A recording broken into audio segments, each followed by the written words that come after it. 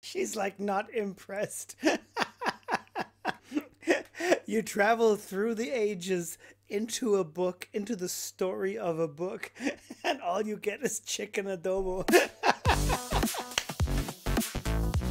Two, three, mabuhay! Hey, kamusta ang lahat? Hi folks, I'm Pierre, and welcome to Neon Reactions. We are back again with Maria Clara at Ibarra, and today it's all about episode 3. I am so excited for this.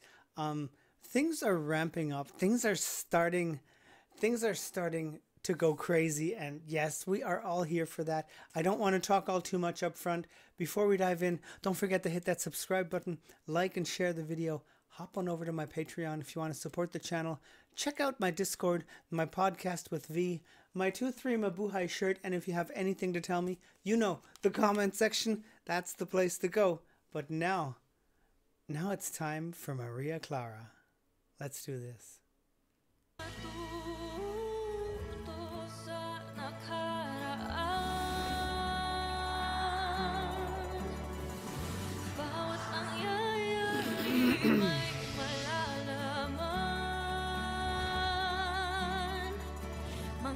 Nice.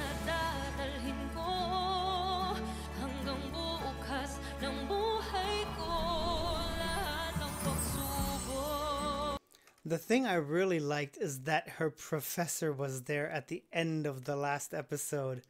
I was already thinking that he's going to be one of those mystical figures that intentionally brought her into this world so that she can learn. And that he was there right now, that was good.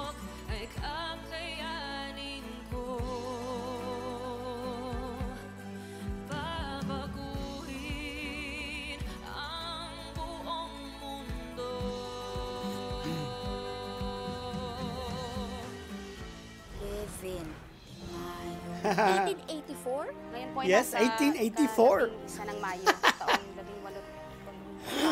18. Talaga bang nasa Nolimitangere ako? Nolimitangere?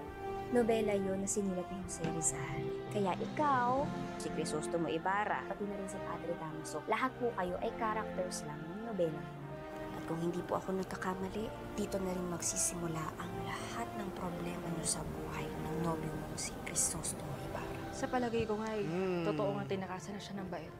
Kailangan na humadala ng pobreng babae ngayon sa hospital psikiatriko. Natatalin ako sa mental?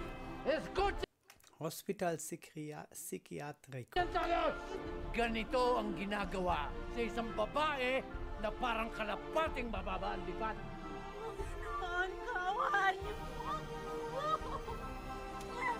Lord, kayo nang bahala sa akin, ha? Wag, kung ayaw mong saktan ka ng mga gwardiya. There he is. Mr. Torres?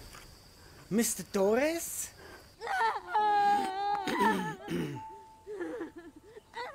Follow him. Mr. Torres! Mr. Torres, alam kong ikaw yan! Kayo ang may kagagawan kung bakit ako nandito, no? Bakit naman kasi? Tsaka paano niyo nagawang ipasok ako dito? Hindi ba sinabi ko na sa iyo? Kailangan malaman mo ang buong kasaysayan. Dapat matuwa ka pa nga dahil magiging witness ka ng aktwal at buong pangyayari sa nobelang ito na sumasalamin sa totoong nangyayari sa ating lipunan nung panahon ni Jose Rizal. Sobra naman kayo magturo, sir. Ang extreme, ah. Dalhin ako talaga sa nobela. Ano po bang kasalanan ko sa inyo? Okay, fine. Nag-copy-paste ako.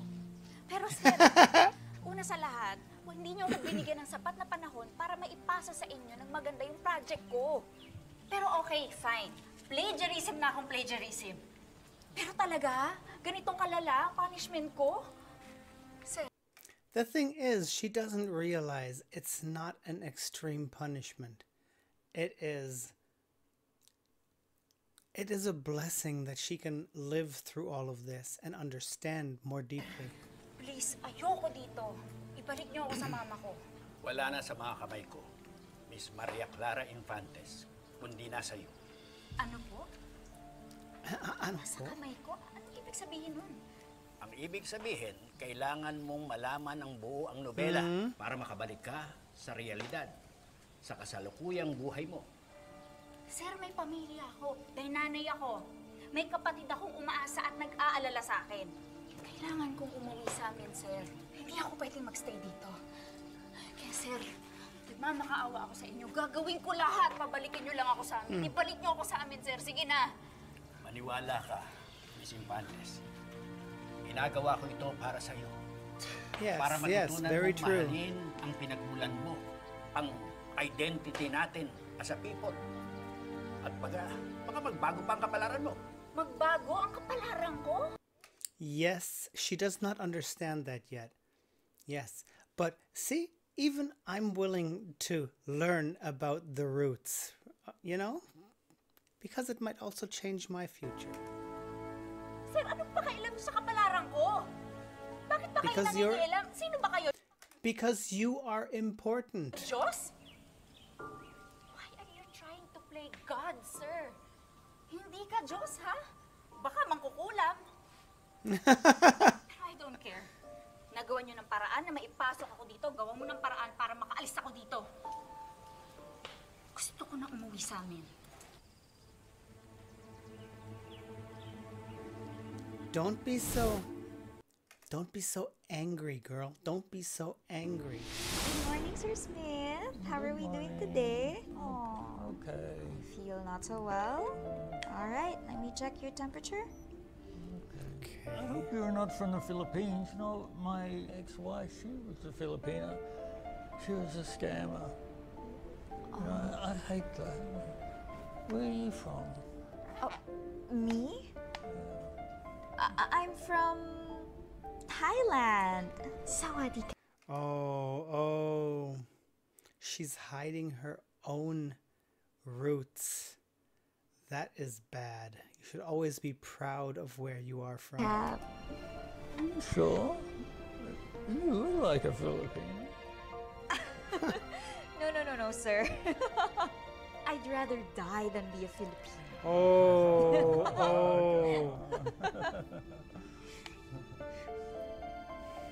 Oh, that is bitter. Nakita ko ang hinaharap. Sinasabi ko na nga ba, magagaya ka rin sa iba. Ikinahihiya mo rin ang pinagmulan mo. At hindi ka masaya, Miss Maria Clara Infantes. Ginagawang kita ng pabor. Malay mo, balang araw, pasasalamatan mo ako. Yes, So, yes. ipapaalala ko lang, ha? Professor lang kita.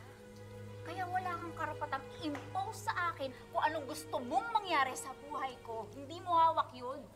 Don't be Ngayon, so angry. ang gusto ko, umuwi na sa amin. Ibalik mo ako sa amin. Yun ang gusto ko ngayon na! Tigil!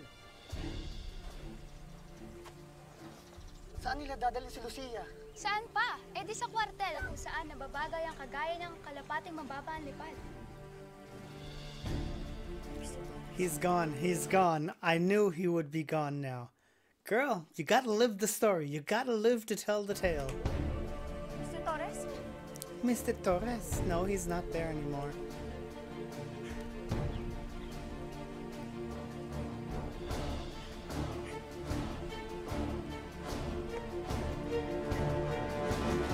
Señoritas, más rápido, por favor. Wow. Si, madre. Victoria, inaalala ko pa rin yung babae kanina. Hindi kaya siya yung napahamak? Oh. Maria, huwag mo na siyang alalahanin. Ang Diyos nang bahala sa kanya. Bueno, talaga bang magaan sa iyong loob ang paanyaya mo sa akin na isasama mo ako sa dadating na pagtitipon sa inyong tahanan? Amiga, bukal sa aking kalooban yun. Bueno, maghanda ka na pagkatapos ng ating klase de ganchillo sapagkat susunduin tayo na aking tia Isabel mamayang alas 7 pagkatapos ng nobina. Sa wakas at makakatakas na tayong muli sa biyateryong ito. Nagkailaan na pangako, maaaring 1 taon pa at masisiraan na din ako ng bait. Shh! Baka marinig ka na, Don't say that. maestra. Victoria, don't. Hayaan mo, madre. Abala siya. Bueno, si Crisostomo Ibarra nakarating na kaya mula sa Europa? Maaaring dumating na nga. Ay, hala.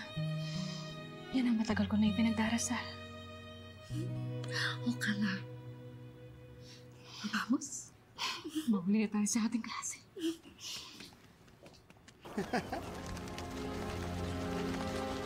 Okay.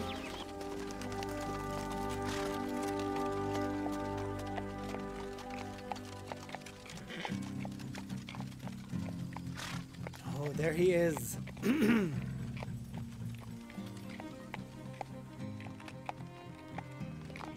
Crisostomo.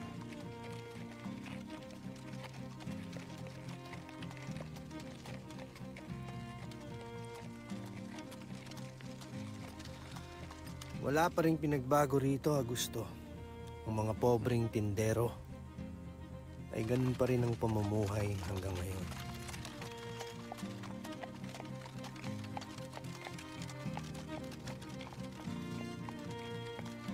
The life of poor merchants will never change. They just all have cell phones now. But it's basically the same. The cycle keeps turning. The wheels keep turning. Yeah.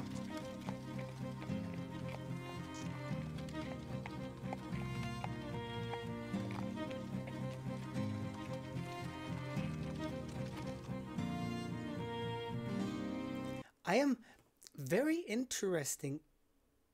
They have lots of camera angles from down low looking up at buildings. That was also the case when Maria Clara, when she went out of that house for the first time and was standing on those crossroads. We looked up at that corner house, and now we're looking up at this house. Interesting camera angle.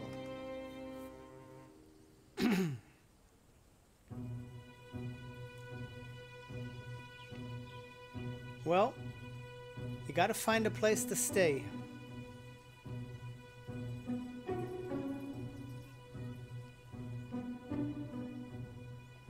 Maybe a place to work. Kuya, may dumaan po ba ditong lalaki na ganito po kalaki, tapos may edad na, puti na po yung balbas, tsaka may sombrero na pang magsasaka? Wala, binibini. Salamat.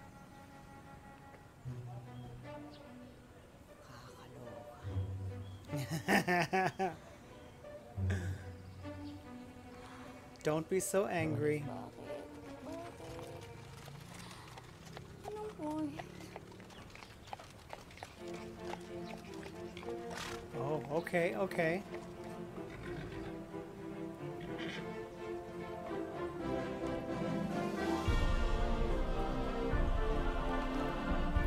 Well dressed.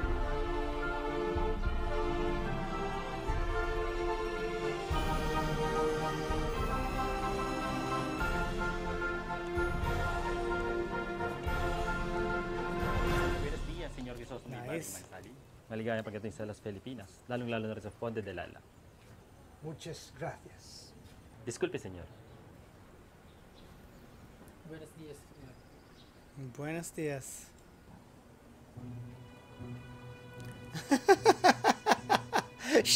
She's like, oh.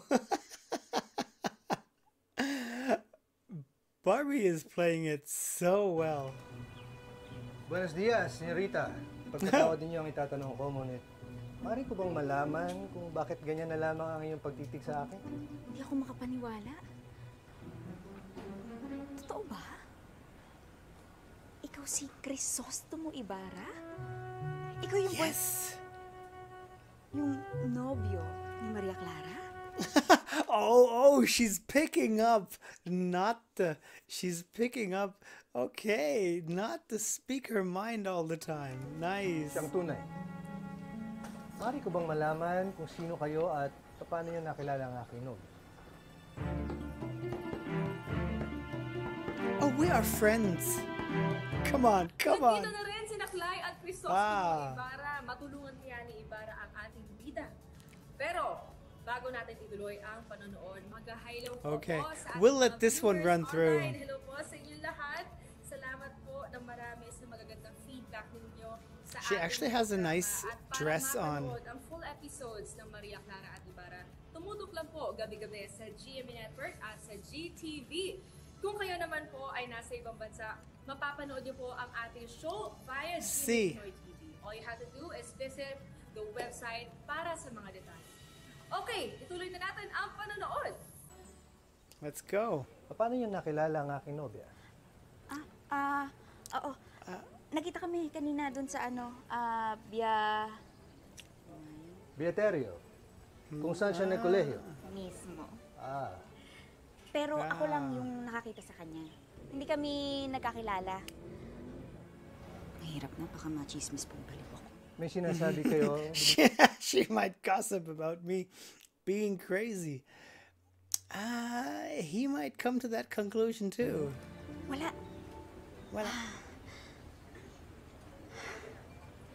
Grabe. Ang gwapo mo. Hindi ako makapaniwalang nakilala kita. Akala ko kasi sa nobela na... Oh, there you go. Natutuwa ako nakilala kita.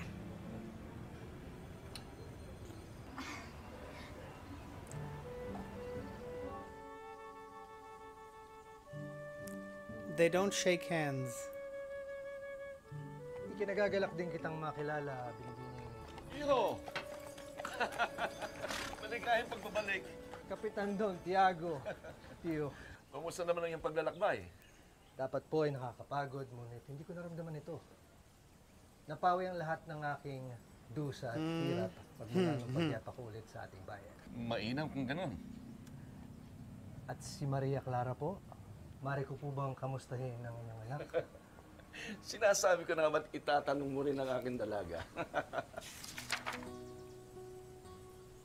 Huwag kang mag-alala, Ibarra, pagkat gaya mo'y natitiyak kong nasasabik na rin si Maria Clara na muling makita at makausap ang kanyang nobyo.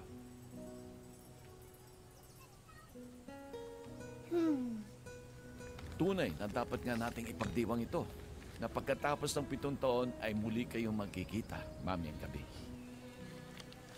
Wow. That was the big problem of the seafaring nation. It's not like, hey, see you next week. It's more like, see you in 5 years. Crazy world. Wow.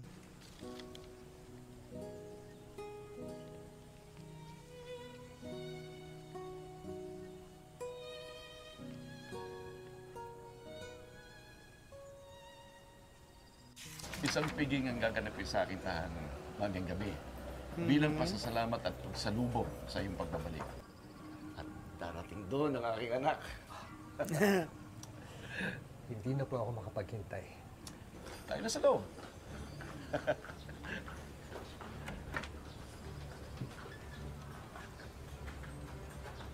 Yep. Okay. She's planning something. Crisostomo Ibarra, Kapitan Tiago. Oh my God. Nasa no limit ang hiringa ako. She still didn't want to believe it fully. You are in it. Okay. Okay, Clay. Hinga. Anong gagawin mo?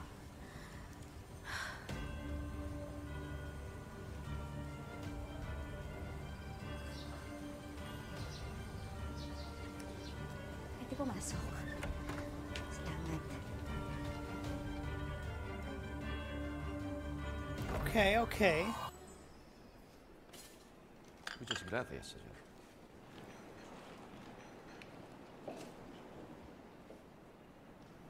Dinala yung mga gamit sa iyong silid sa numero Very 23. nice.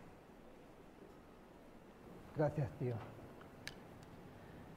Tio, ang buong akala ko ay kasama ninyo ang aking ama upang salubungin ako. Sinulaan ko pa naman na naghihintay siya dito upang ako ay sorpresahin, ngunit wala pala. Ang buong akala ko ay magkikita na ulit kami ng aking papa. Marahil ay hindi niya maiwan ang mga negosyo sa San Diego, ano po? Marami pong panahon para pag-usapan natin ng ganyang bagay. Mahaba ang iyong nilakbay. May pagdiriwang pa tayo mamaya. mas mabuti pa siguro magpahinga ka na muna. Susunduin na lang kita bago mag-alas 6 ng gabi. Is his father still alive? Pwede ho.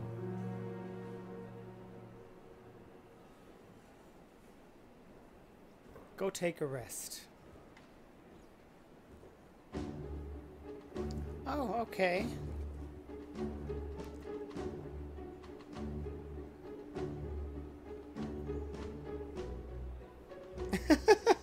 She's once again staring at him.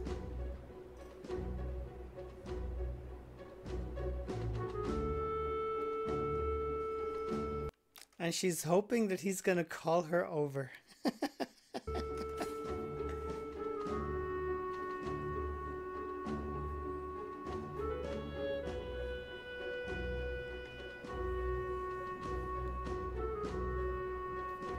But he is skilled in the art of ignoring.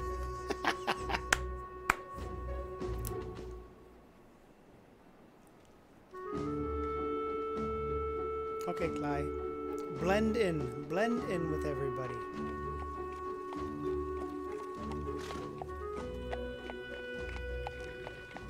She's actually following him.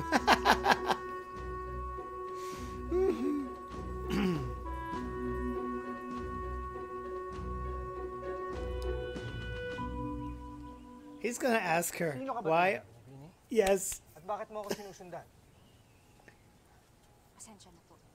Kung gano'n ay tama nga ang hinala ko. Dahil hindi ka nais para sa isang babaeng katulad mo na sumunod-sunod sa isang lalaki, batid niyong ako ay may nobya na. At naipagkasundo na sa kanya ay ipag-isang dibdib. Sa pulpano kami mga musmus pa lamang. Grabe naman ang bilib mo sa sarili mo. Hindi kita sinusundan dahil may gusto ko sa'yo. Hindi ganun yun. Kung gayon, ay bakit para kang isang alaging tuta na sunod na sunod? Oh. Shots fired. Baka po kasi pag nalaman niyo yung totoo, isipin niyo ring baliw ako. Ano ang winika ninyo? Wala. Ang totoo niyan, hindi pa ako kumakain. Okay. Mula pa kaninang umaga. Naghahanap kasi ako ng trabaho dahil bagong salta ako dito. Pero wala akong makita. Ikaw ang nakita ko. Mukhang mabait ka naman at maawain. Kaya isip ko, baka...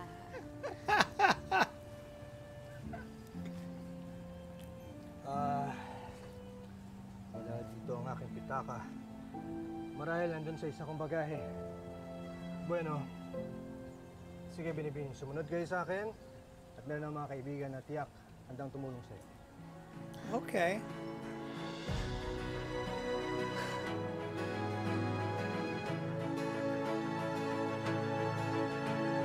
Very good.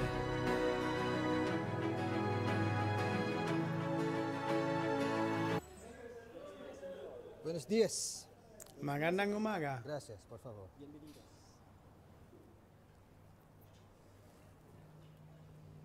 Sinasabi ko na nga at dito ko lamang kayo matatagpuan. Nice place, nice place. Crisostomo Ibarra, mi amigo. Kamusta mo ito biyahe? Ito, tawa naman ng Diyos. Buhay namang nakarating. Bueno. Inumin na natin yung bino. Para kay Crisostomo Ibarra, na 7 taong nagsunog ng kilay at nagliwaliw sa buong Europa. Wow. Bienvenido de vuelta, amigo. Ben. Amigo, sentate. Sandali nga pala, may kasama akong Binibini.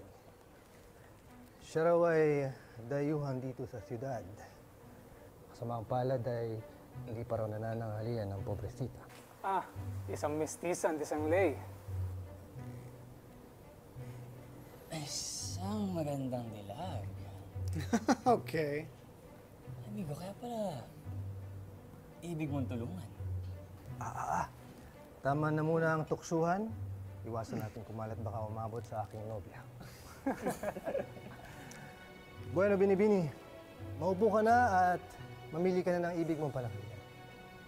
Servidor, dalan siya ng karta, por favor. Okay, that's good. Gracias.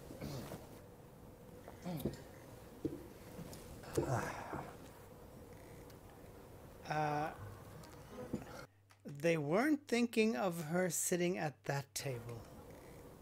Bini-bini, tila yata nagkakamali kayo. Nagkakamali? Saan po? Isang talagang tila yata walang pakialam sa anumang sasabihin ng iba. Bakit? May problema po ba? Bini-bini, maaaring bang doon na lamang kayo sa kabilang lamesa mo po? Dahil masagwang makita kang nakikisama sa amin. Dahil there you go. Maaaring ikaw ay isang dalaga pa.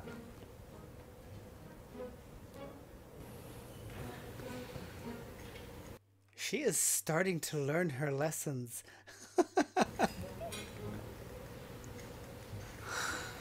Oo nga pala. Sobrang conservative pala talaga nila. Pasensya na po.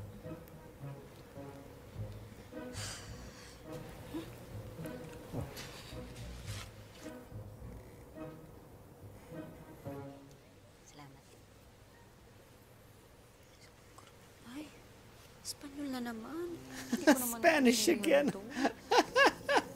Amigo, isang Maralita at isang notable leer y escribir na mestiza de sangre.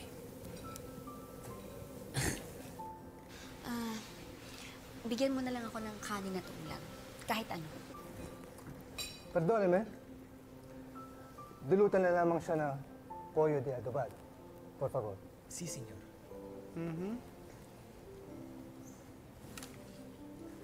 Es muy delicioso. I confirm. It is delicious. Good choice. Kaya yung in-order niya. Saan ba masarap? Amigo, Amigo. hindi mo lamang nobya si Maria Clara. Naiisipin ko nang humaba ng iyong paningin pagdating sa pagpili ng babae. Eso es. Oh.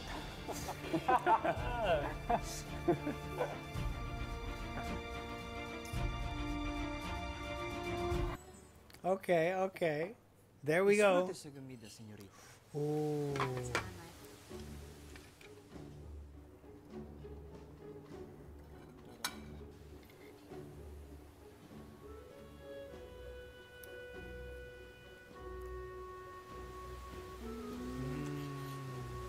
Adobong manok lang pala.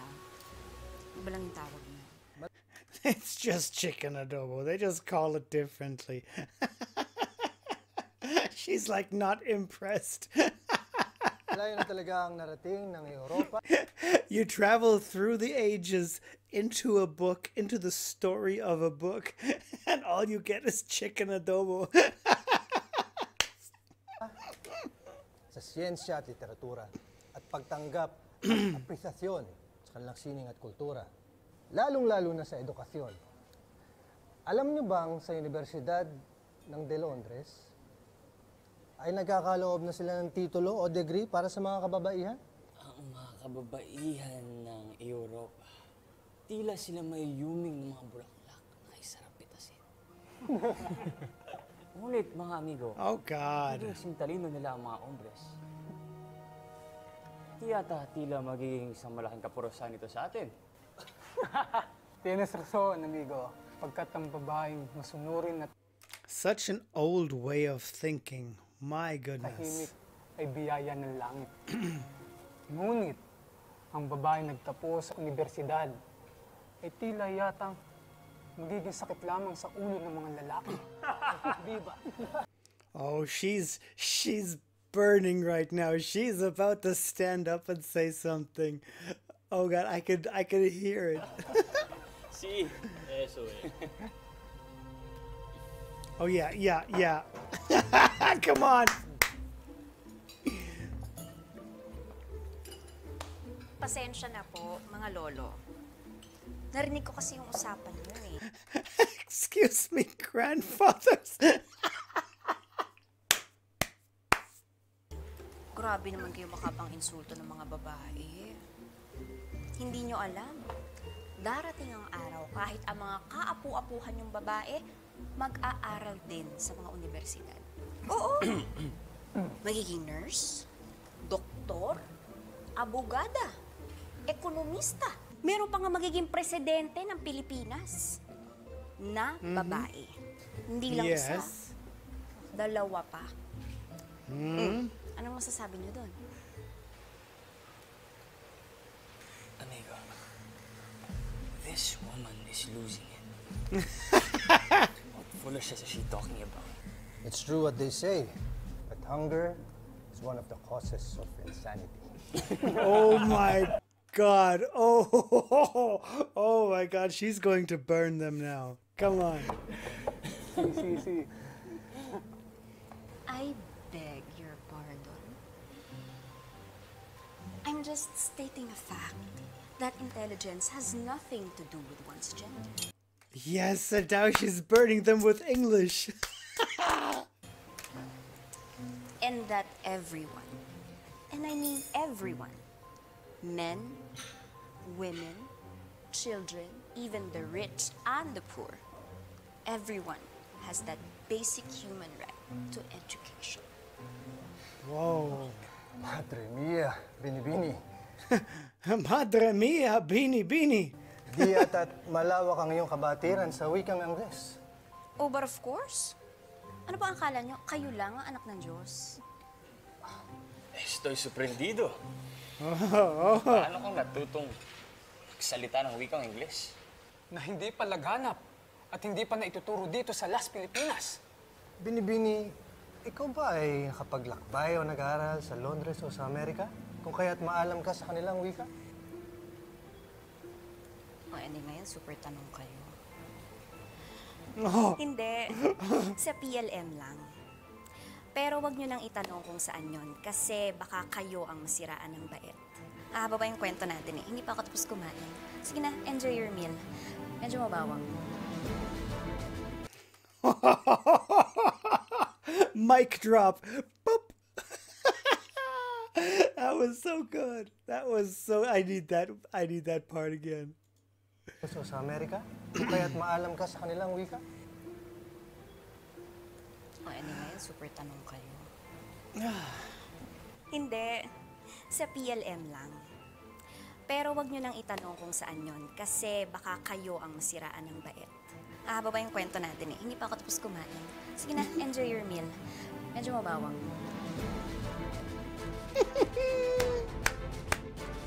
Very good.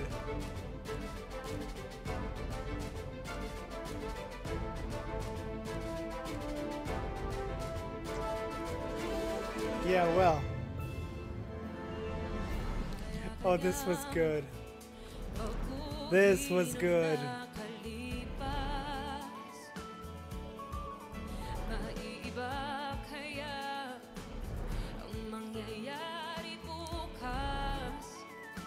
Let's see the preview of the next episode. Kabuti pa, magpalamig muna kayo. Doña Victorina, Dr. Tiburcio. At kung may kailangan kayo, mangyari lamang magsabi lang kayo kay Tentay. Gawa nang ako, kailangan ko lumisan para sunduin si Maria Clara sa Beaterio. Muy bien, Isabel, muy bien. Agarang ka nang umalis para agarang ka ring makabalik kasama ang dalaga ni Kapitan Tiago. Ano't hanggang dito ay sinusundan mo ako? Sir Ibarra, wag po kayong magalit sa akin. Dapat nga happy ka na nandito ko. Kasi kung alam mo lang, maya-maya guguluhin ka na naman ng buwisit na Padre Damaso na yun. Pero syempre, nandito ako. To the rescue. Hindi ko hahayaang mangyari yun. Syempre, talk team tayo. Ka maglala, sir. Akong bahala sa'yo. Tatanggol kita sa kanya. Ano ba? Oye, mujer! Esto culpa! Okay. She is... okay. She is changing things there. Very nice. Okay, this was cool. This was...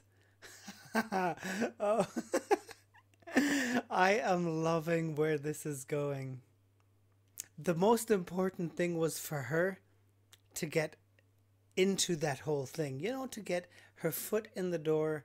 Now she's gotten a meal. She's become, you know, like part of the crew somehow. That is good. I'm wondering how she's going to get back to that gathering, that, let's call it a party. That will be interesting. This was nice. This was good. Wow.